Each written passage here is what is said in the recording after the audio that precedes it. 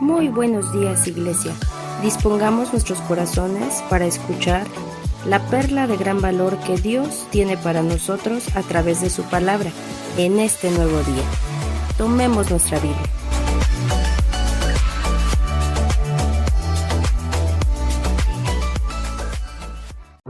Hola, muy buenos días, mis amados hermanos de la Iglesia La Gran Comisión. Soy el pastor Jonathan Murguía y les doy la más cordial bienvenida a este tiempo de devocional diario llamado Perlas de Gran Valor. Y el día de hoy vamos a continuar con nuestra lectura del libro de Juan. En esta ocasión vamos a leer el capítulo 20 y estamos a punto de terminar con este libro. Y de verdad yo espero que el Señor te haya hablado muchísimo a través de esta lectura. Y hoy vamos a leer entonces el capítulo 20, pero te voy a pedir que antes de iniciar con nuestra lectura tengas tu Biblia ahí a la mano y que podamos hacer una oración. Vamos a orar. Padre, gracias te damos, Señor, porque hoy tú nos dejas despertar, Señor. Gracias porque nos das la oportunidad de que nuestro cuerpo funcione de manera normal, Señor. Queremos pedirte, Señor, en esta mañana que tú hables a nuestra vida y que permitas que a través de la lectura que hoy vamos a hacer, Señor, nosotros podamos ser transformados y cambiados. Ayúdanos a leerla, no con los ojos de incredulidad, Padre, sino que vayamos a tu palabra con ojos de fe, con ojos de entendimiento, Señor. Que podamos comprender, Señor, lo que tú quieres decirnos a nosotros, Padre. Te lo pedimos en el nombre de Cristo Jesús. Amén. Vamos a darle lectura a esta palabra que está en Juan capítulo 20, todo el capítulo 20, y dice la palabra de la siguiente manera. El domingo muy temprano, cuando todavía estaba oscuro, María Magdalena fue a la tumba donde habían puesto a Jesús. Al acercarse se dio cuenta de que habían movido la piedra que tapaba la entrada de la tumba. Entonces fue corriendo a donde estaba Simón Pedro y el discípulo favorito de Jesús y les dijo: se han llevado de la tumba al Señor y no sabemos dónde lo habrán puesto. Pedro y el otro discípulo salieron corriendo hacia la tumba. El otro discípulo corrió más rápido que Pedro y llegó primero. Se inclinó para ver dentro de la tumba y vio las vendas, pero no entró. Poco después llegó Simón Pedro y entró en la tumba. También él vio las vendas y vio además que la tela que había servido para envolver la cabeza de Jesús ya no estaba con las vendas, sino que la habían enrollado y puesto aparte. Luego el otro discípulo entró en la tumba. Cuando vio lo que había pasado, creyó. Antes de eso, los discípulos no habían entendido lo que dice la Biblia acerca de que Jesús tenía que resucitar. Entonces Pedro y el otro discípulo regresaron a la casa. María se quedó afuera de la tumba llorando. Mientras lloraba, se inclinó para ver dentro de la tumba y vio a dos ángeles vestidos de blanco. Estaban sentados, uno donde había estado la cabeza de Jesús y el otro donde había estado los pies. Los ángeles le preguntaron: mujer, ¿por qué estás llorando? Y ella le respondió: porque alguien se ha llevado el cuerpo de mi Señor y no sé dónde lo habrá puesto. Apenas dijo esto, volvió la cara y vio a Jesús allí, pero no sabía que era él. Jesús le dijo: mujer, ¿por qué lloras? ¿A quién buscas? María pensó que estaba hablando con el que cuidaba el jardín donde estaba la tumba. Por eso le dijo: Señor, si usted se ha llevado el cuerpo que estaba en esta tumba, dígame dónde lo puso y yo iré a buscarlo. Jesús le dijo: María. Ella se volvió y le dijo: Maestro. Jesús le dijo: no me detengas, pues todavía no he ido a reunirme con mi Padre, pero ve y dile a mis discípulos que voy a reunirme con Él, pues también es Padre de ustedes. Él es mi Dios y también es Dios de ustedes. María Magdalena fue y les dijo a sus discípulos que había visto al Señor y les contó todo lo que Él había dicho. En la noche de ese mismo domingo, los discípulos se reunieron en una casa. Las puertas de la casa estaban bien cerradas porque los discípulos tenían miedo de los líderes judíos. Jesús entró, se puso en medio de ellos y los saludó diciendo: que Dios los bendiga y les dé paz. Después les mostró las heridas de sus manos, de su costado, y los discípulos se alegraron de ver al Señor. Jesús los volvió a saludar de la misma manera y les dijo: como mi Padre me envió, así también yo los envío a ustedes. Luego sopló sobre ellos y les dijo: reciban al Espíritu Santo. Si ustedes perdonan los pecados de alguien, Dios también se los perdonará. Y si no se los perdonan, Dios tampoco se los perdonará. Tomás, uno de los 12 discípulos, al que le decían el gemelo, no estaba con los otros cuando Jesús se les apareció. Cuando Tomás llegó, los otros discípulos le dijeron: hemos visto al Señor. Pero él les contestó: no creeré nada de lo que me dicen hasta que vea la marca de los clavos en sus manos y meta mi dedo en ellas y ponga mi mano en las heridas de su costado. 8 días después los discípulos estaban reunidos otra vez en la casa. Tomás estaba con ellos. La puerta de la casa estaba bien cerrada, pero Jesús entró, se puso en medio de ellos y los saludó diciendo: que Dios los bendiga y les dé paz. Luego le dijo a Tomás: mira mis amigos y mira mis manos y mi costado, y mete tu dedo en las heridas, y en vez de dudar, debes creer. Tomás contestó: tú eres mi dueño y mi Dios. Y Jesús le dijo: creíste porque me viste. Felices los que confían en mí sin haberme visto. Delante de sus discípulos Jesús hizo muchas otras cosas que no están escritas en este libro, pero las cosas que aquí se dicen se escribieron para que ustedes crean que Jesús es el Mesías, el Hijo de Dios, y para que así por medio de su poder reciban la vida eterna.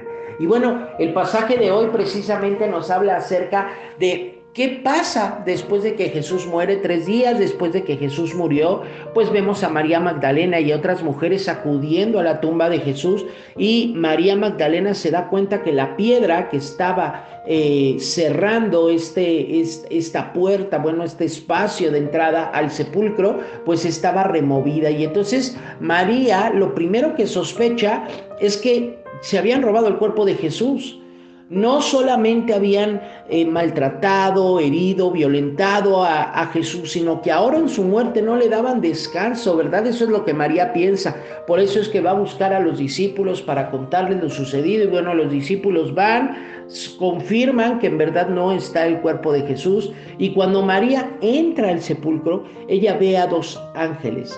Y y cuando ella está ahí en el sepulcro, vemos que un hombre le habla, y ese hombre es Jesús. María no lo reconoce, pero vemos que Jesús le habla, y ya después María lo reconoce. María reconoce a Jesús, y María se sorprende, y bueno, pues Jesús le dice que él tiene que ir a reunirse con el Padre, pero antes que todo le pide que vaya a avisarle a sus discípulos que él había resucitado. Mira, la realidad de las cosas, mi hermano, es que si tú y yo visualizamos al Jesús de la Biblia, al Jesús que haciendo milagros, al Jesús enseñando, al Jesús diciendo que él es el Mesías, pues tenemos una idea clara de que hay algo sobrenatural en Jesús, hay algo que nos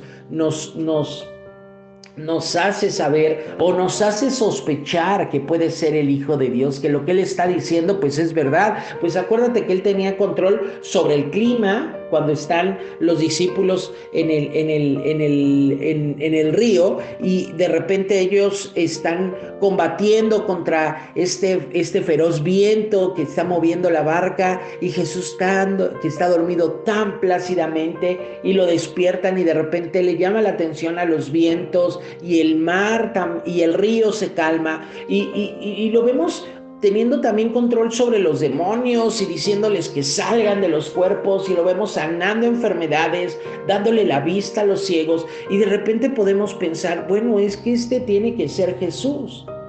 Pero al llegar al momento culminante donde Pilato, donde los sacerdotes deciden crucificar a Jesús, y lo ven ensangrentado y lo ven muerto en la cruz, pues la esperanza que tanto había mantenido durante ese tiempo seguramente se había apagado.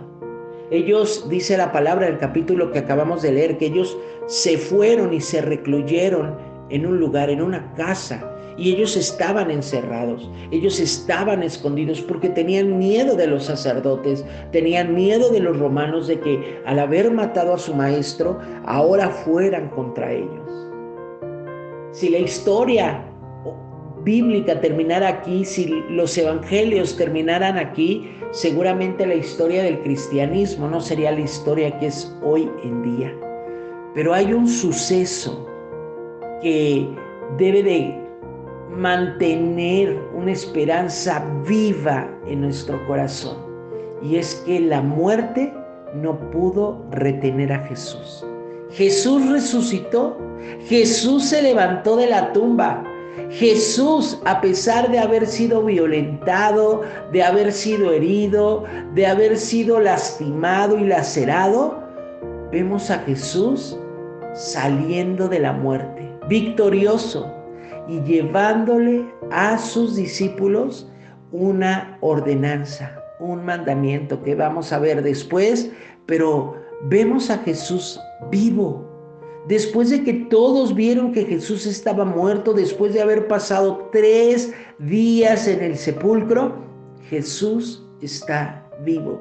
Quiero que te imagines el rostro de los discípulos de Jesús al ver a Jesús frente a ellos. Al ver a Jesús diciéndoles, estoy vivo. La muerte no me retuvo. Yo tuve poder para destruir, para derrotar a la muerte. Esto es maravilloso, mis hermanos, porque esta es la culminación de las evidencias de que Jesús es el Hijo de Dios. Así que nuestra confianza debe de estar firme. Jesús es el Hijo de Dios. Jesús es Dios mismo.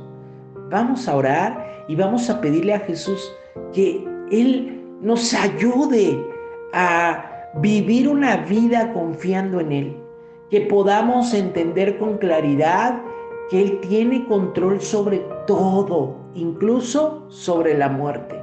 Él murió por tus pecados y por mis pecados, pero sabes que a través de su muerte, Él nos promete darnos vida eterna. No vamos a morir espiritualmente hablando, vamos a morir carnalmente, por supuesto, vamos a morir en esta vida, pero no vamos a morir espiritualmente, vamos a tener vida eterna. Él nos va a levantar de la muerte y vamos a vivir por toda la eternidad en su presencia. Vamos a orar. Gracias, Padre, te damos por esta palabra que tú nos das. Gracias porque nos das la evidencia máxima de que tú eres el Hijo de Dios. Gracias, Jesús, porque nos permites conocer todo lo que hiciste, desde que comienza tu ministerio hasta que termina. Gracias por todas las enseñanzas que nos dejaste, pero sobre todo gracias porque tú plasmaste en tu palabra, a través de tus discípulos, Padre, ese hecho maravilloso de haberte levantado de la muerte. Nada pudo detenerte, ni Pilato, ni los sacerdotes, ni siquiera Satanás, tratando de evitar que tú pagaras por los pecados de la humanidad. Nada pudo detenerte. Tú fuiste obediente, dice la palabra, fuiste obediente hasta la muerte y muerte de cruz. Y te damos gracias, Señor, porque eso nos da cada vez más confianza en ti. Nos ayuda a que nuestra fe crezca y que entendamos, Padre, que tú tienes control de todo. Padre, permítenos, Señor, seguir creciendo espiritualmente hablando, y permítenos, Padre, que este crecimiento que vayamos teniendo nos ayude a relacionarnos cada vez mejor contigo y a compartir el evangelio del reino de Dios. Te lo pedimos en el nombre de Jesús. Amén.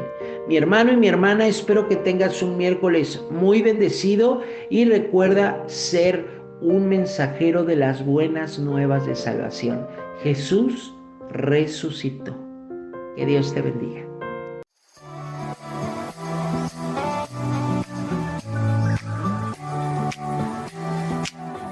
Gracias, hermanos, por acompañarnos.